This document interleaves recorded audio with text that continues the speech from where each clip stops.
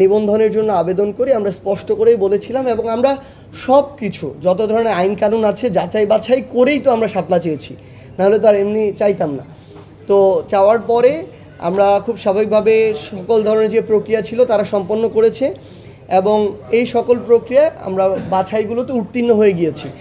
তো দেখেন, এখন গতকালকে দেখলাম আমরা নির্বাচন কমিশনের যিনি সচিব আছেন উনি বললেন যে তাদের যে তালিকা ওই তালিকায় শাপলা নেই। তাদের তালিকায় শাপলা অন্তর্ভুক্ত করার দায়িত্ব কি আমাদের? তারা ওইখানে কেন চাকরি করছে? এই দায়িত্ব তো তাদের ছিল।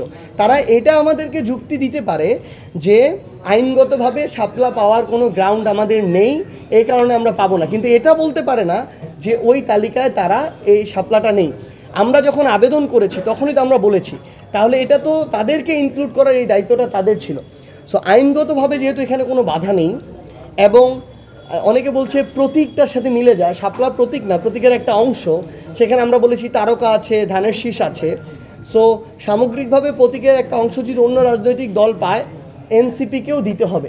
কোনো রাজনৈতিক দল, কোনো ব্যক্তি, কোনো এজেন্সি, কোনো প্রতিষ্ঠানের প্রভাবে প্রভাবিত হয়ে যদি আমাদেরকে তারা এই ন্যায্য অধিকার থেকে বঞ্চিত করে, আমরা মনে করি এটার জন্য তাহলে আমাদের রাজপথ বেছে নিতে হবে।